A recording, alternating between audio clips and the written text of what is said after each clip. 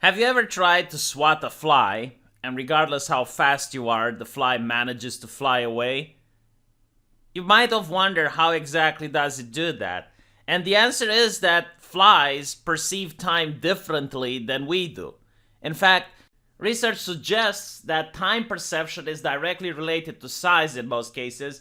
Generally, the smaller an animal is and the faster its metabolic rate, the slower time passes.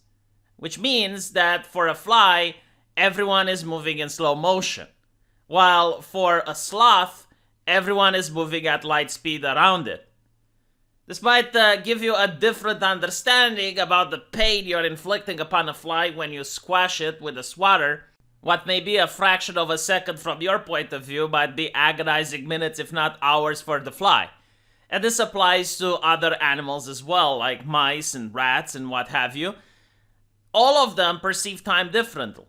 But if this is regarding size and metabolism, does that mean that children perceive time differently than adults?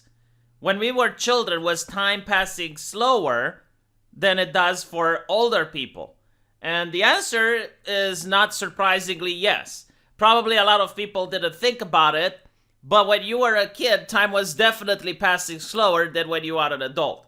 And I don't mean this as in the objective measurement of time, because obviously that is fixed. A clock will move at the same speed, whether you're an adult or we're a child. It's just like the way you perceive time is different.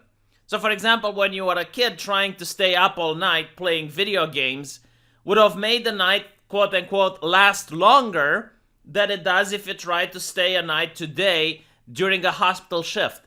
In other words, children have more frames per memory than adults. This is why it's actually easier for children to memorize and remember certain things than it is for adults.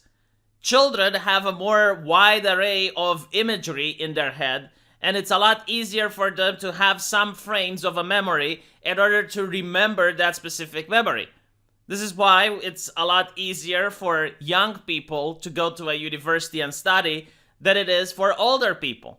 While older people can still master new crafts, they do it at a more slower pace and have more difficulty doing it. This is why the expression, "it's difficult to teach an old dog new tricks," actually exists.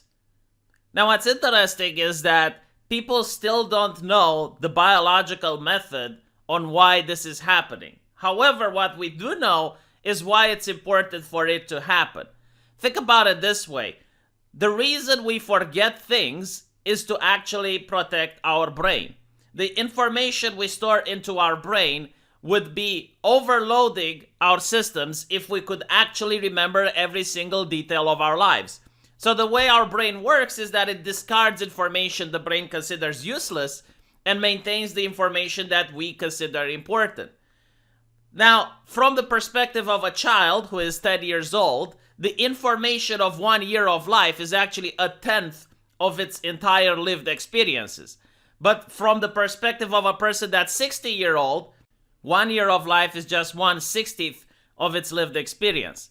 Which means that the brain of a child has more capacity to store more frames of information per memory than the brain of an elderly person, which is filled with vast decades of information.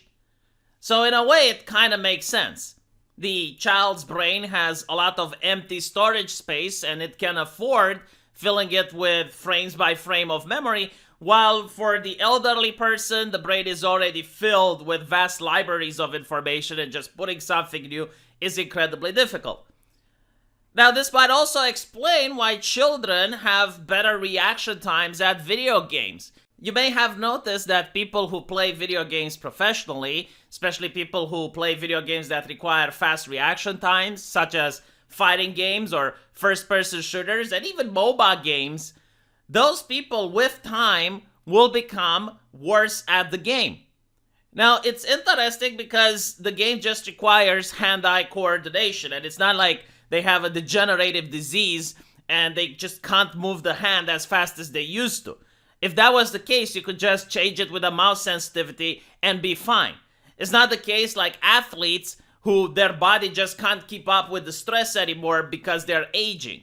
What is actually happening is that their hand-eye coordination is becoming worse due to the fact that they're now perceiving times different. For example, a kid might be playing the same game at the mental acuity of 260 frames per second, while a person that's aging is now going to play at 60 or 30 frames per second, just because they perceive time with different frames. Meaning that a younger person will have more time to do the decisions than an older person does, similar to how the fly has ample opportunity to fly away regardless of how fast you try to swat it. Now, take into account we're just talking about the professional level, where any small advantage might make the difference between victory and defeat. And it's why you won't see any 40 or 50-year-old people winning the Mortal Kombat Championship. But you may also notice that a game that you liked when you were a kid and you were playing online competitively, Counterstrike for example, you may have been really good when you were young, and now that you're playing the exact same game, you are having bad reaction times, you can't land those headshots, you can't do the things that you used to do when you were a kid. And that is one of the explanations. It's not that everyone else is getting good at the game, it's just that younger people may have an advantage over you in the fact that their hand-eye coordination is just going to be better. And this is why also a lot of people who are champions at various games, like Daigo Umehara is a champion at Street Fighter, over the course of time, he's going to get other contenders that are going to just be better than him. It would be interesting if we had a time machine and we would get the Daigo Umehara from his prime in order to fight these challengers, and we would notice that, well, even if Daigo Umehara can't beat them now, the previous version of Daigo Umehara would have had no problem fighting against them. Now, if you like this informative video about how we perceive the passage of time, you may also appreciate another video that I have done previously, where I point out how certain people cannot imagine colors, other people cannot imagine images at all, and then you also have people like my wife, for example, who doesn't have an inner monologue. She actually doesn't have a voice inside their head. And the reason most people aren't aware that this is actually normal and it happens more often than you think is due to the fact that people simply do not talk about it. People just do not bring this issue up. So everyone just assumes that what happens in our head must be the exact same thing that is happening in other people's heads. So I will put a link into the pinned comment if you guys want to check out that video for more interesting facts. Let me know what you think on this video, and if you liked it, please thumb it up. And there's also an e-begging link into the pinned comment where you can click on it and support this channel if you're inclined to do so. Thank you for your time, and I'll see you guys in the comment section. Take care.